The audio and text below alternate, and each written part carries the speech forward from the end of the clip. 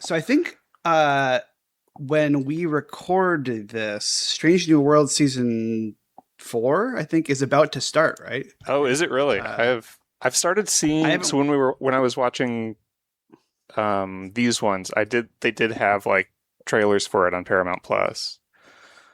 which I really Um, haven't not watched at all. But yeah, I mean the ones they play on Paramount Plus are very like kind of nothing. It's just a lot of like Pike and yeah, number one saying like vaguely inspiring things about like we did go to some strange new worlds, didn't we?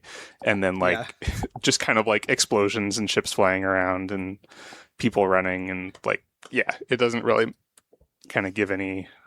There is there were like I some was gonna. flashes of there's like a Western one like there's or like Yes, there's I've at heard least that. I've I don't heard know that. if it's all the same episode, but there's like a few different like people in costumes sort of shots. Hmm.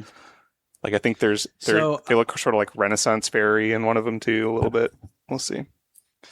I I uh I have a list of the episode title names here if you want to hear them. Okay. All Yeah. right, so Valis or Vayus, I'm not sure. Marineris, that's the Okay. first episode.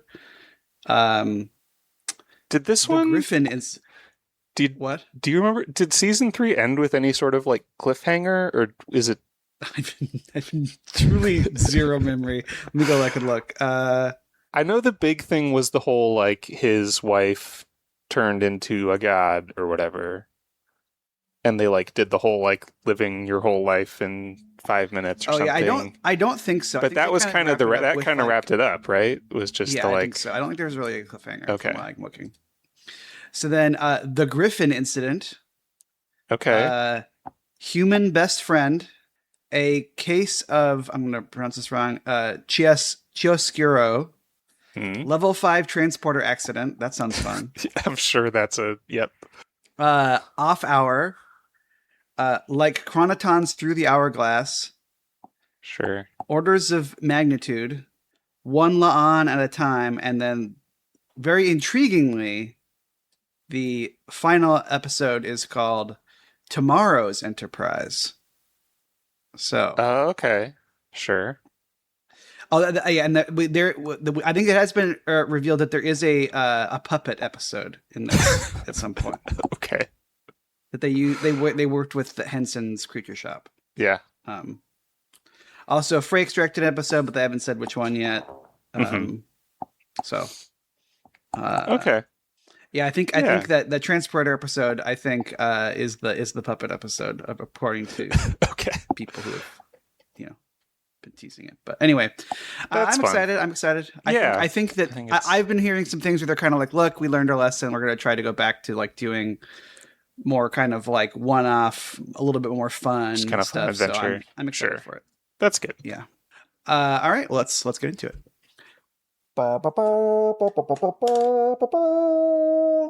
Hi, everybody. Welcome to Out of Contreks, a show where two guys who have seen part of Star Trek try to watch all of it in no particular order. I'm Ryan Howard. And I'm Brady Jungle. And today we are talking about The Reckoning, which is, right? That's the one we're talking about first, right? I was just about to ask you, like, I think so. That's the one I we're watched talking about The first. Reckoning. So, Yes.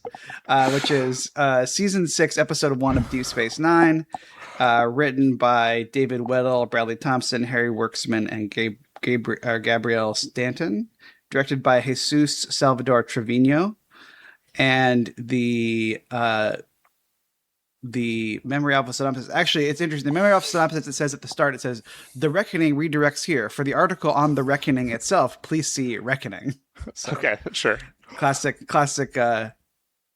memory alpha entry. Right. The discovery of a 30,000-year-old Bajoran tablet buried under the holy city of Bahala announces the reckoning, the time when the future of Bajor will be decided. This is I like this episode. I think gets a little bit into kind of like blah blah prophet stuff, but there's some interesting stuff in this one as well that I Yeah, like. this was a weird one for me. I don't know, like, besides And the I had no whole just memory of like this episode either. prophet stuff being kind of weird, I just felt like the like pacing of it seemed weird. Like, there's a while, like, most of the episode is them just kind of like standing around looking at this like tablet, and then like all the actual stuff kind of happens all at once in like 5 minutes, and then it's over. I don't know. I didn't quite. I had a weird time just sort of like following this one, but part of that might just be the nature of like I liked it. It's a very like biblical episode, which I sort of liked. But yeah, well, why don't you take us in on this one? Yeah, so it starts out with like they're just sort of having a meeting, kind of running down some like news about the Dominion War and sort of where all the troops are moving. But the kind of main thing that they sort of go off to do is that there's some archaeologists like down on Bajor have found something, and they like called up because they want the emissary to come and see it. And so Cisco and Kira and Jake, for some reason, are gonna go down there and check it out. And then there's a little bit of like at the end of this meeting, like Kira and Odo flirt a little bit. And like, yeah, there's kind of some like scattered scenes through this with Odo and Kira, and Odo just being very like supportive and encouraging and nice. Yeah. And then yeah, they go down to like the cave from Star Trek. Yes, they do. But this time it's a cave under the holy Bajoran city of Bahala.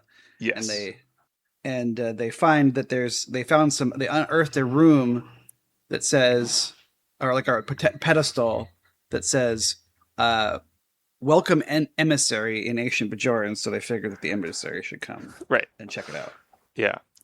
There's a little bit of here to like Jake just being very kind of moody and like, I don't want to be here, and like kind of I generally do like Jake more than Wesley, except for any time I'm reminded that he wants to be a journalist, which sure. Again, I don't know, that's just because I was one, it's so annoying to me the way that he acts about it. I'm just like, shut up.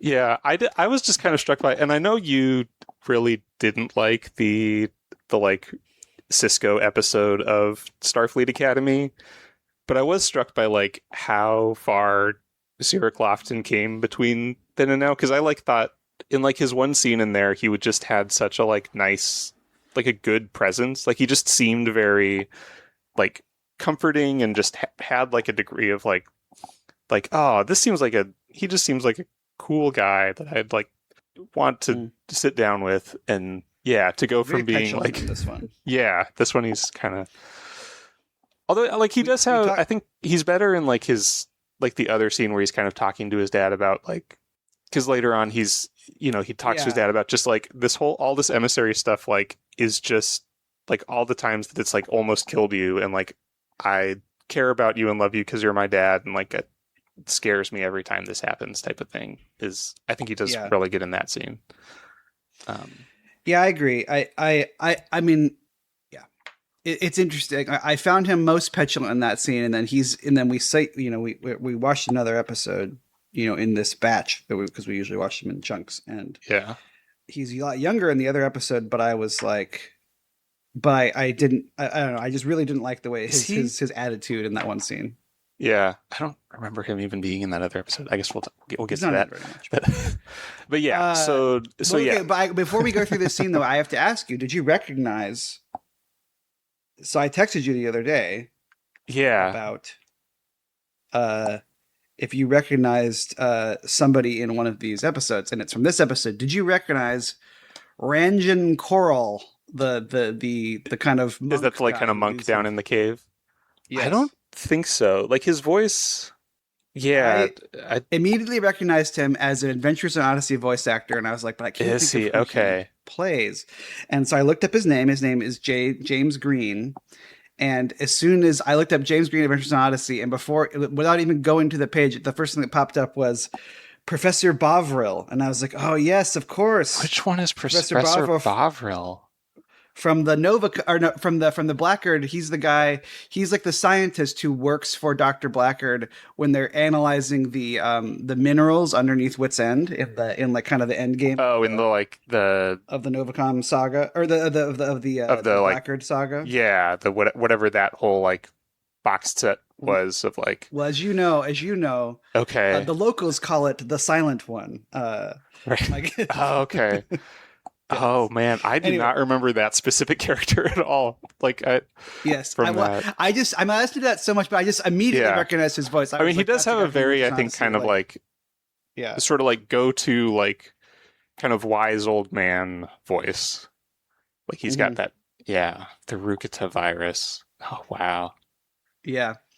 But yeah, it is. Yeah, as soon as I saw his name, I was like, "That's who it is." Like it's like he might have put other characters on it, but it's like that. I'm remembering, because he's like basically because he's like his personal like doctor. Because remember, like right, because he's like he's dying of the Ruku virus. Blackguard is, and so he's trying to find the antidote, and he's saying, "But doctor," like, and I'm just. I just immediately was like, that's that guy. So, anyway, just I had a Adventures in Odyssey. Oh wow! There. Yeah. Oh man, I remember like that. Yeah. He died less than 10 years ago, 91 years old. So oh wow, good long for him. He also apparently played. He's on TNG as well, and he's on a Voyager episode as well. So. Interesting. He's on the most boring. He's on maybe the most boring Star Trek episode of all time, 1159. Oh, is he really? Oh no. Yes. And anyway. Jellyfish. Sorry, now I'm just reading through a recap of Darkness Before the Dawn. Yes. Yeah. All right. Anyway, that's he's only in this one scene, but I just immediately my childhood came. That's awesome. Yeah, I did not flag that one. Yeah. Oh wow, man! After we finish this, we should have a out of context Adventures in Odyssey. Yeah, I wonder. Show. I'm sure there are other. There must be ones that. Yeah, there must be podcasts that like go through episodes of Adventures in Odyssey, but no. I'm saying like I'm wondering how many other voice actors do they share? Oh, sure. There must be a lot, because like I feel like they got like pretty like Adventures in Odyssey. I think got like pretty well, like a number of pretty well like voice actors that like do a lot of business kind of around. I guess I don't know how much that overlaps with like TV actors, but I know like I know Corey Burton, who did like a ton of voices for Adventures in Odyssey, has also been in a bunch of like he's been like a million people in the Clone Wars and just in like kind of everything Disney has ever made. The guy who played Blackguard, he was in TNG, I guess. Was he really? It's hard to find like a really good list of this, because if you look up Adventures in Odyssey Star Trek actors, that it's wanting to show you the episode, the BTV episode, or like whichever one it is where he wants to show you the Star Trip, and then also I guess there was one of the VHSs was called Star Quest, which I don't remember. But okay. All right, okay. I got it. I have to say, AI for once, the AI thing actually told you what you wanted to know. It does appear to give me some information that is useful to me, because it says Armin Shimmerman was in an Odyssey episode. It was in The Last Resort, but that can't be true. It says he guest starred as Prince George in the Odyssey episode The Last Resort. But Prince George, there wouldn't be someone named Prince George in The Last Resort, because The Last Resort is also from the Blackguard thing. And then the Walker Edmiston, who is Tom Riley. It's on his Wikipedia page for somehow. It says Walker Edmiston, who played Tom Riley. He was in the Corbomite maneuver back in the original Star Trek pilot. Anyway, well, has like I could see. I don't know. Has like was Hal Smith ever in? Because I feel like he could have overlapped with. That's a good question, but probably not. No.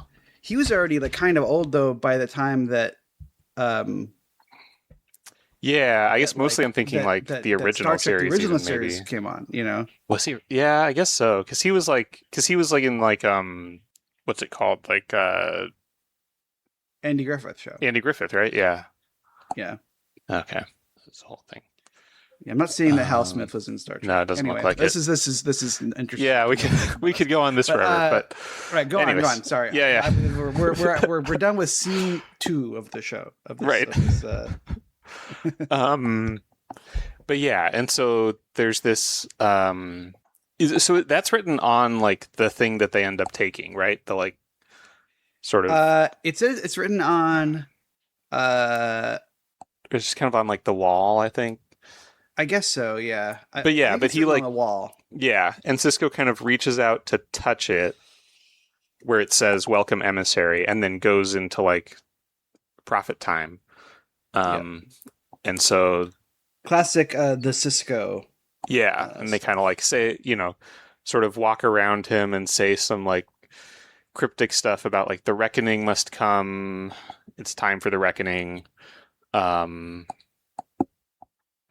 then like whooshes him back. You know, the Cisco is of Bajor, like all this other usual prophet stuff, and then like whooshes him back, and he gets kind of like thrown into a wall, and so they take him back to DS9, and but he decides to take the like a thing like a big sort of relic artifact type thing, like a big tablet from there, like that has all of these things written on it, back to Deep Space Nine to like study it, because I guess it's like it's written in ancient Bajoran, so like even the like Bajorans can't read what it says, and so he's like, Although well, but then Dax kind of can read it pretty. Yeah, like Dax is then like working on translating it. I guess probably like the computer is helping, type of stuff. But okay, but like, so I have to say, like, this, I think this is what I liked about this episode is that, like, I think that, like, it's sort of, it's kind of all over the place, but like, this episode I think is like largely about like faith and like belief and like, I don't know, like the intersection of like different people with different belief systems and like people just sort of like almost like about like the different perspectives that people can have you know about faith, because I really liked this scene where basically Dax is like, well, you used to think all this stuff was weird, like you used to call these guys Romans, you wouldn't call them prophets. Yeah. And he's like, yeah, I basically have accepted that they're something because like I've had too many things, too many incidences with them, and so like does it really matter?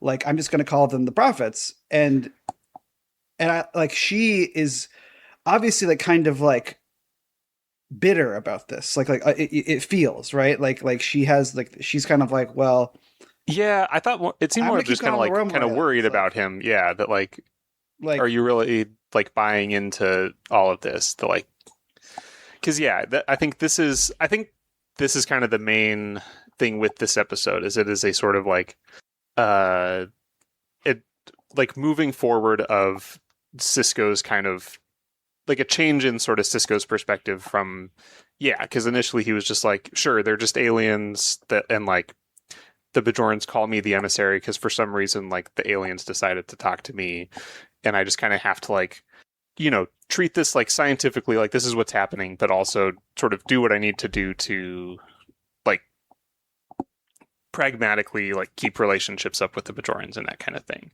I think this is kind of the next step from like the episode that I think I liked better than this, where like Succession or whatever it's called, where there's like another guy that's claiming to be the emissary. Oh yeah, that episode was good. I like that better than this one too. Yeah, that is kind of, I think, another step in that, of Cisco being like, this is actually like an important thing for me, and not just sort of something I have to tolerate.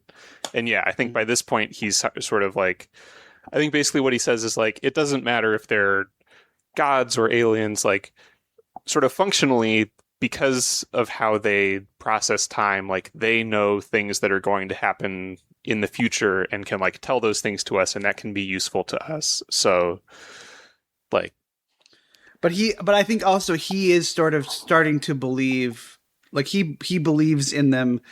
Like yeah, he's he kind has of kind of like, like, well, what do you want me to say? Like they, like, it certainly seems like this stuff. It's like if it's not real, it might as well be real. Like where he's sort of like, well, look, like I believe it's sort of like when you ask someone if they're spiritual or just like, well, whatever. I sure. believe that there's an energy or whatever. Like and she's just kind of like. She's sort of like, ugh, like I don't like what happened to my friend who used to like we used to feel the same way about this stuff. Like Yeah, I don't know, yeah, it's that's like true. it's a small moment, but I really liked it just because I like those two actors. And, Yeah, and I think that is I think that scene I think does sort of establish kind of like what his thing in this episode is going to be. Is like now he's starting to actually kind of blur that line of like, does he actually sort of like believe in the prophets or like have faith in them? mm-hmm. Um, and and then I think you have and I do think they do a good job of having like that on one side, and then like on the other side you have like the Bajorans. Like I think Kira talks about it.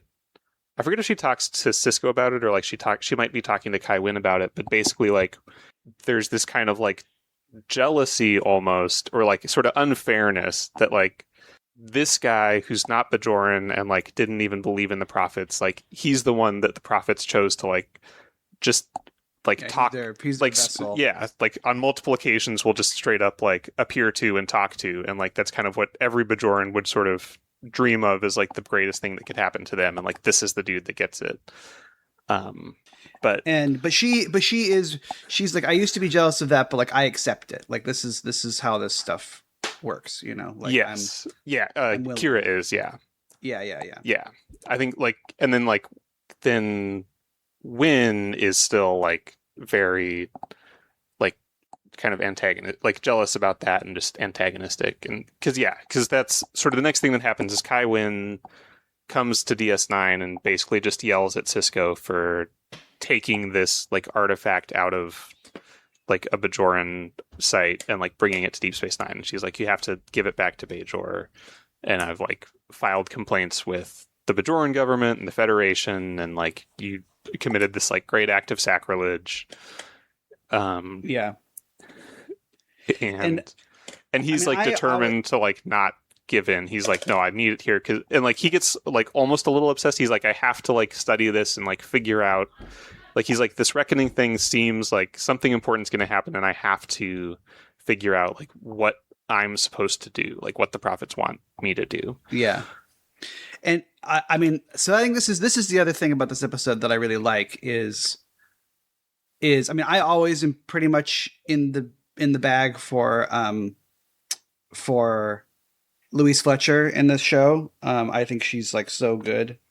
Yeah, I feel like we haven't. She was great in this. Seen that many with her, or like I don't think I've seen her in that many. Like I know who she is.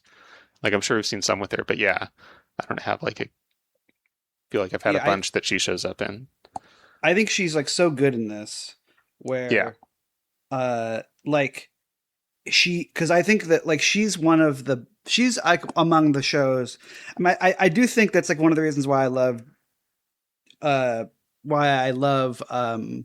Deep Space Nine so much, is that I do kind of think that like the show's like two best villains of all time are Kai Wynn and Gul Dukat.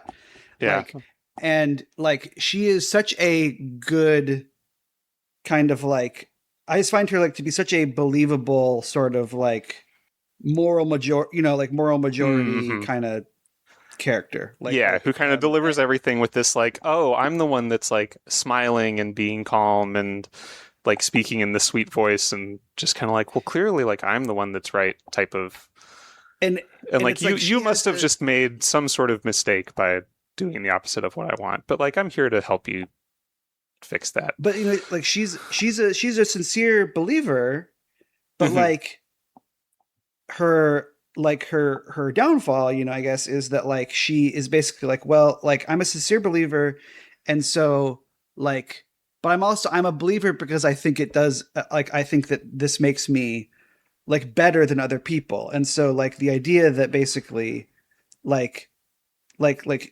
she's so just like insanely jealous that Yeah. you know Of these other Cisco. people are Yeah. being like the vessels, that she is not deemed worthy by the prophets of being their vessel or being spoken to or whatever. And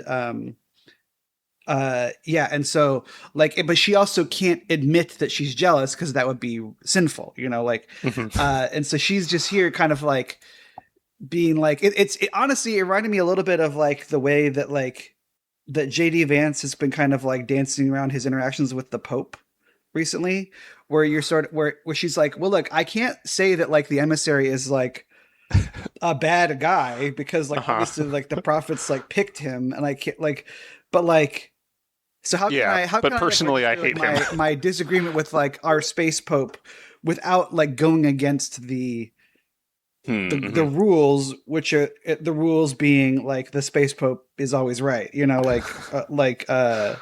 and Like if he is the yes. voice of the prophets, then obviously, Hmm. like, I can't say that he's wrong Yeah, because that and would mean the and prophets it's were wrong. interesting too Yeah. because it's like it also to me it feels the way that I feel about watching like papal kind of like conflicts like from the outside, where hmm I'm sort of like, because I don't know, did you see that like for the first time in a long time like the Pope basically excommunicated like a Catholic religious order? Do you see this? I did not know about that.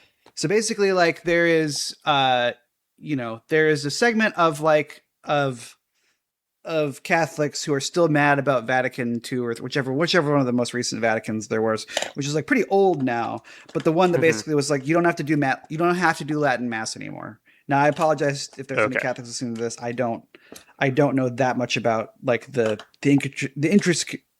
intricacies of Catholic practice. I probably know more than a lot of non-practicing Catholics do, but I am not a practicing Catholic, so I Right. apologize if I'm getting this wrong. But basically, there are some people who are still like, we should still do Latin Mass. I think a lot of those people generally skew pretty conservative. Like I know that like Mel Gibson is a big Latin Mass guy. Um, Sure. and the anyway, the but I think there's We also people who are can like, we we can have to go cut back this. to Latin We Mass. Like can. it's like it's their version of like the King James Bible thing, right? Okay. Yeah. What were you gonna say though? Oh, I was going to say we can cut just specifically what I'm about to say, but how the hell is Mel Gibson still alive? Uh, Yeah, he's sorry. like, he's rich, I think is the answer. Yeah. I mean, I guess he's probably not actually as old as he feels to me, but he's only 70. I don't know. um, I just like anyways. And yeah, again, there's so many worse people, but for some reason Mel Gibson is just like somebody that I'm like, ugh, just yeah. at the thought of. But so anyway, but so there's this group of like cardinals or whatever, and like there are bishop, no, cardinals are part of the Pope. I think it's a group of like Yeah, bishops, probably. and like Okay. so. But but it's basically like you can't appoint someone as a bishop without the Catholic Church or with the Pope being like, yeah, it's cool if you Kind do of like that, signing right? off on it. Sure. Yeah, and so this order has been basically dying out because the Pope won't let them appoint any new bishops because they're sort of in defiance of him over the whole Latin Mass thing. hmm And they just appointed some new bishops without his permission, and he was like, "Don't do this, or I'll excommunicate you." And they did it, so he excommunicated them. Damn. And All right. I I was reading like an article about this. It was like from a Catholic like publication, and it was funny because it was basically like this guy was basically like, look, like people can disagree about whether or not we should do the Latin Mass. Some people like it and some people don't, and like that's all fine. But like these, basically, he was like these priests should be But you can't just straight ashamed up of themselves defy because the like Pope. you can't just like, we all know the rules are the Pope's always right. And I was like, in as much as I think I am a pretty anti-Catholic, not like in like a weird racist way or whatever. But like I'm anti-Catholic Church in that like I think the Catholic Church has done a lot of pretty bad stuff, right? And I don't have really yes. I don't really a whole lot of truck with it, and that's true of any religion. But like the Catholic Church, I think there's a storied history of them doing pretty as bad well stuff in the, well yes, documented. Yes, exactly, and the like and so I'm like, well, I don't really think that I would probably get very much along with these guys who are defying the Pope, and like as far as like popes go, I think that Leo is a decent one, I guess. And it feels like I don't really see why the mass is in a language people can't understand, and it feels like this weird crypto conservative thing that is all about like kind of a power and stuff.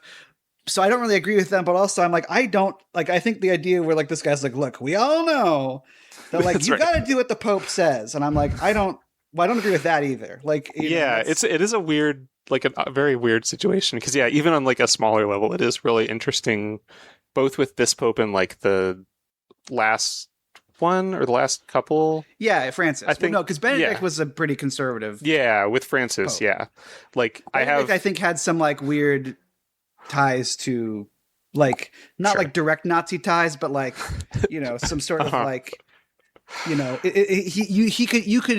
could like 6 degrees of Kevin Bacon him to some collaborators, I think is my understanding. Okay, yeah, but like with Francis, like just sort of being party to some conversations with like kind of family members that are Catholic and just that are also like very sort of conservative and anti-woke and all this stuff, and just kind of the like weird sort of dance you have to do of just the like things that they clearly disagreed with the Pope on, but you still have to like technically a like core part of your religion is that like this man is literally the voice of God. Yeah. And like how do you reconcile those things? Right, which I think that this episode is dealing with in its own way, which I found interesting. So yeah, it did kind of remind me though of like, because that's what JD Vance is having to do right now, is he's kind of being like, well, look, I am Catholic, I guess. I just decided to be Catholic about 5 minutes ago, so I have to respect the Pope. But like, here's why the Pope is wrong about how you shouldn't like kick immigrants out of your country or something. Like it's that it was putting me in mind of that. Yeah. But yeah, anyway, sorry, continue. No, this is good. Again, like this is, I think the sort of interesting stuff of this episode. Yeah. True. But yeah, sort of as they're, they kind of bit by bit are translating this tablet and like talking about it. And it is talking about a thing called the Reckoning, which is going to be this sort of, well, first what they say is that like when the Reckoning comes, the gateway to the temple, or like whatever the prophets call, like they're like, oh, that means Deep Space Nine. Like it's like the thing like outside of the wormhole. So like it will be destroyed, and it'll be this kind of big apocalyptic like final battle type of thing. And also they're just like, and then it says, there's like this one kind of quadrant of it that says like, and the emissary will, and then everything in that quadrant is like unintelligible. Yeah. And Sisko gets annoyed by that. He's like, the whole reason I'm doing this is like, I need to know what I'm supposed to do. Yep. Again, going back to Avengers and Odyssey, it's kind of like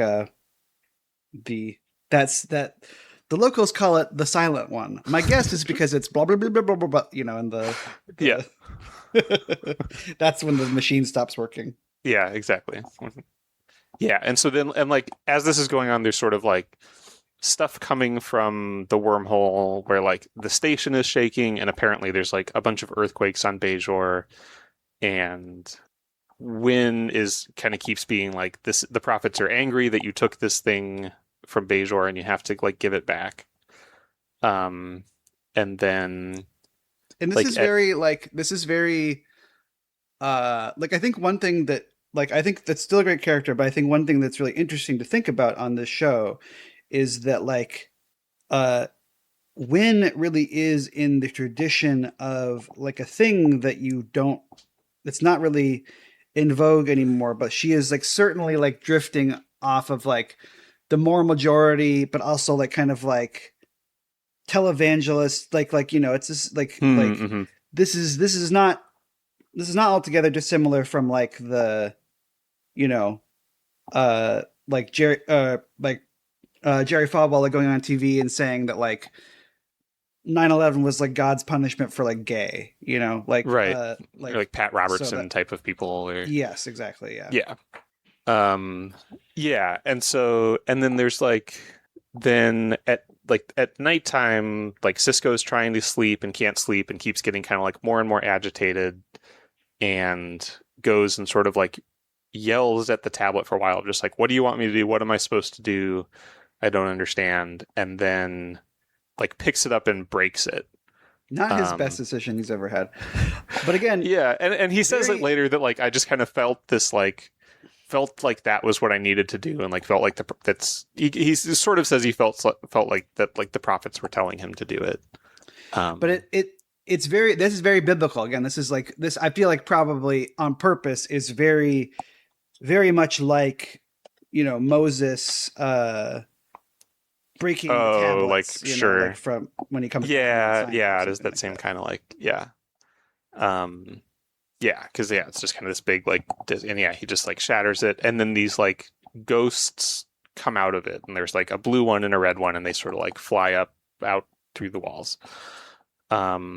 Which I guess I didn't even think about that. I guess so. It's like that's what causes the reckoning. So he was right to do that. In that, like, he was being led by the prophets to do that. I suppose, Because I guess so. Yeah, because like I think those are what end up like possessing the. Yeah, those are the people. prophets that are in the, you know.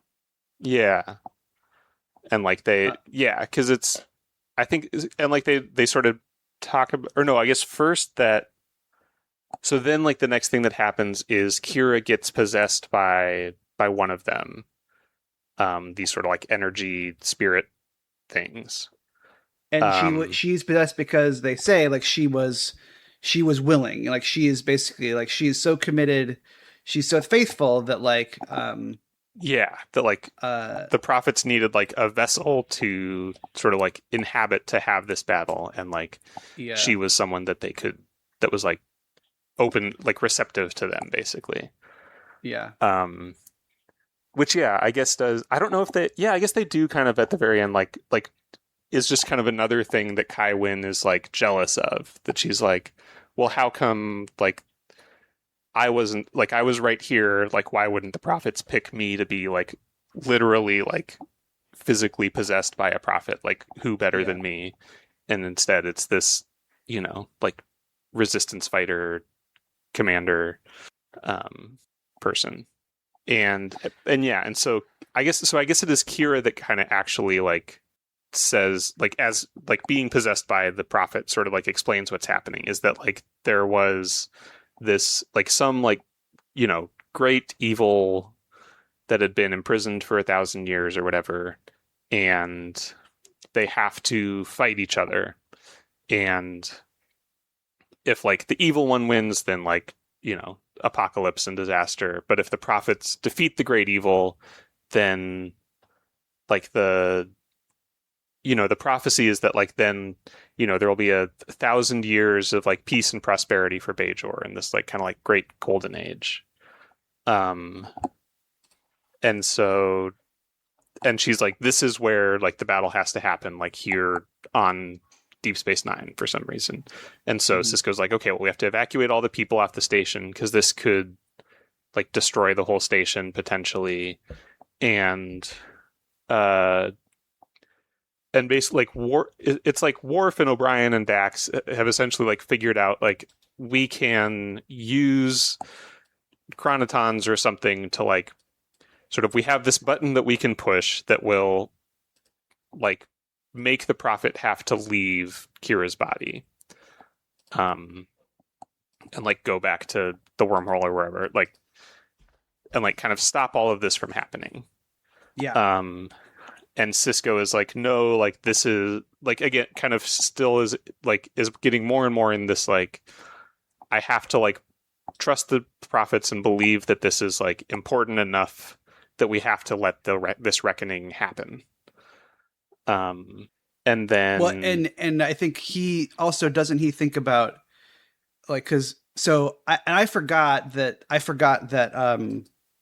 was just looking it up that apparently it has been previously established that chronotons, which is basically like time energy, that is fatal to power wraiths and oh, really? And and profits or like whatever yeah, they're. because it's in the episode The Assignment, which kicks ass, and I'm so excited for you to one day watch The Assignment because it's so awesome. But it's one of the best DS9 episodes. But Cool. yeah, but the uh basically so they're like, oh, we could and then I think one of the reasons they don't do it is that basically Odo is like, I know Kira, and I know that she would willingly give up her life if it meant that the prophets, like Yes, yeah, she wouldn't like choose her own safety over like the will of the yeah, prophets, and like, yeah, yeah, yeah, they kind of like that is how like again sort of faithful she is, and like how like strongly she believes, and how like brave she is. Um, and so yeah, so they does Odo. I guess Odo's not there for the like last scene, right? It's just Cisco and Wen. um, Or, yeah, I think so. okay. But yeah, and so Kira's sort of like standing out on the promenade, and then the so it is a it's a power. It's so okay. This is what I didn't know. Like, is this the same? Like, because this is a power wraith, the like evil one that gets like released and Yeah, that they're trying to fight. Is this the same one that then ends up like possessing Gul Dukat and sort of like I don't being in like think the whole kind of like final so. arc No, and all I don't that? think Okay. so. I could be wrong though. It's been a while since I've seen the whole show front to back. So Okay. So this isn't necessarily like the start of like the beginning of the end of kind of all that. It's more just like just yeah, this because this is specific one. season. This is what season Four or no, this is season season this is season six. This is one more episode. So It's more likely that this is the power wraith that kills. is this the one though that kills Dax? Dax? But I can't recall. I can't recall. Okay. But yeah, and so this power wraith possesses Jake as sort of its like kind of human form that it has to be in. And so they start like, Cisco's like, no, like please pick anybody else, like take me instead, and like but yeah, and so Jake and Kira start fighting basically. Like they sort of shoot these like beams of energy at each other, and there's like a big cloud and lightning, and like it looks, I think, good for 1998. I feel like it actually looks really good. Yeah, it's very anime. It also reminded me a lot of like Harry Potter or Lord of the Rings, but like it predates both of those things. The visual, like Yeah, it looks okay. It looks all right. Like I again, it's on early digital film too. So it's not like you're seeing it in really high def or anything. But sure. But yeah, like there's I don't know. Really I feel like I was very surprised. I was like, I have no memory of this happening, and it's a pretty yeah, it seems like a big thing. Like yeah. But yeah. But yeah, and so like the prophet is sort of slowly winning, it seems like, because like the blue line is getting longer and like pushing back the red line, essentially, like is what's going on. And like Jake is looking more and more, he has like the veins going up his face, and like is looking kind of more and more like this is doing more and more damage to him. And well, yeah, and this too. I did like this episode. The more I'm thinking about it, because this is like very like this is again. It's like this is some Abraham and Isaac stuff. Like this is his scope. Yeah. Like, well, the prophets are asking, or maybe they're asking me to sacrifice my son, like, and I'm right, or willing to do that, or at least like risk him, and he at least is, and he is willing to do it, yeah. He's like, which is like, he even says like, I have to trust the prophets and like which believe that they'll either like save my son, or just that like regardless, like that this is, even if like my son dies or like the station's destroyed or Kira dies, like I just have to trust Well, them, you and I and have I to, and both like being everyone raised else in is. Sorry, what? Yeah, go on. Well, no, go on. Say what you're going to say. I apologize. Well, I was just gonna say that like everyone else has like evacuated the station at this point, and he's like, I have to like be here for this. Like this is sort of important enough for me to. Yeah. Well, I think you and I are both raised in the same like faith tradition, and I think it's interesting also because it's like you like correct. I my guess is that you probably have always felt similarly about the Abraham and Isaac story to me, which is that it kind of is like, in my opinion, like one of the most like fucked up Bible Sure. stories that exist. Yeah, Like, it is where a you're very just kind of like God being like very like gotcha about it. right where it's like I where I'm just sort of like, I don't really think that, like it's like I don't think people I don't think you should do that if you're God. You know what I mean? Mhm. Do like uh loyalty tests. yeah, like so it's just interesting that they kind of, again, that they're kind of bringing it back, and like it's like it's Mhm. just, I think this whole episode is sort of an examination of like what people are willing to do, and like why too, where it's like I think Mhm. Kira has like this, Kira and Cisco, even though he doesn't really want to admit it, is like are both they're both, they have this very sincere faith, and then it's like it's not as if Kai Wynn's faith isn't sincere, but her faith is not pure, um Right. Yeah, that she has kind of her own personal like ambition and emotion that she's like bringing to it also. yeah, Yeah.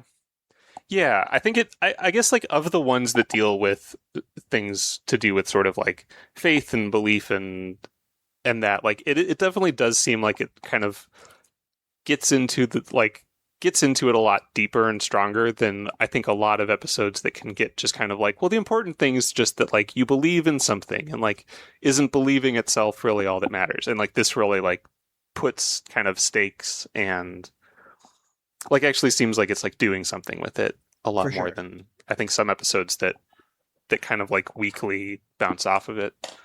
Yeah. Um, but uh yeah, yeah. and so sorry, you were going to say something. No, go on. Well, so I was just going to kind of then go to so then Kai Wynn essentially like sneaks away and goes to the bridge and like activates the chronotons to like drive, to basically stop this before the reckoning actually finishes. So like before the prophet can destroy the Papa Wraith, like turns on the chronotons and just kind of like kills or like drives them Well, both out. they both, Of yeah, they the both like, I people. think Yeah, basically are forced out, and they go yeah, somewhere. right, They go away into the ether. right. Um, and so like technically this presumably saves Kira and Jake's life. I guess it's not really like, again, like it's never really clear like would they have died because of this, or just like Right. would the prophet have done so, like it's very But kind of ambiguous, like what would have happened. that's the cover. That's the cover that she's kind of giving for Yeah, like why she did this, yeah, is that like, well, I was trying to save them or whatever, yeah. And so then like there's kind of a last scene where like as she's leaving, like Kira fully confronts her about it and was just like, that was the worst thing you could have done. And like You basically did it because Kira accuses her of just you were jealous. Like you yeah, were like doing it entirely out of jealousy of like, again, sort of like going directly against the will of like the prophets just because of her own personal, like because she couldn't stand to see Cisco have like more faith than she did. or Kira too. She was jealous that she was jealous that Yeah, that's true. That Yeah, Kira had that more too. faith than her as well. Yeah. Yeah. Um yeah, and then Kira's like, now this evil is still like out there now. It wasn't defeated, and like that's going to be a problem. Mm-hmm. So So yeah, and that's basically it, right? I guess yeah, I there's think kind that of a is scene the at the end where like yeah, where Jake is kind of like, you know, I'm uh uh you know, he because he Jake is basically like, I knew the pirates had to be destroyed, and like they're kind of like Mhm. have a moment, and then there's like a nice moment where Kira's like, Odo, you know, thank you for accepting my faith, basically. Like she's Yeah, yeah. Because again, like Odo, kind of this whole time has yeah, been like you know, I don't believe in any of the things you believe in, but like I sort of yeah, believe, you know, like trust you and have faith in you and like love you so much that you know, like I'm going to support you in acting on your own beliefs, essentially. right, right, So, yeah. But yeah, pretty good episode. I enjoyed it. And uh, yeah, I mean, you know, I think not like one of the like weirdly a more important, even though I didn't really remember very much, a kind of important episode in the run um of the show, because the next episode, what is the next episode about? it's after Oh, I this. think this is like when this is like I think this might the episode might be when Nog loses his like when Nog gets like injured. Oh, Um, really? but yeah. Okay. Anyway, Oh, um, I did something wrong because it's. I tried to click on like next episode and it took me to the Voyager Demon Planet episode, which is. hmm, which we're not Oh, talking about I think next. I was looking at like release schedule like overall. So this must have Oh been yeah, during yeah. the stretch where like they were both on TV at the same time. Okay. Well, the next episode actually that we're talking about is uh United, which is Star Trek Enterprise season 4, episode 13. So you can come back and listen to that in 2 weeks. We come out every other Sunday. In the meantime, you can follow us on Blue Sky at Contreks. You can email us at autocontracts at gmail.com. You can visit our website at oncontracts.podbean.com, or you can follow us on YouTube at Out of Contreks. Contreks is spelled Contreks. You can also check out Here's Johnny, which is the other show on the Kaleidoscope Media Podcast Network. That is a horror media show. So check any of those folks out, and we'll see you next time. Thanks, everybody. Thanks, everyone. Bye.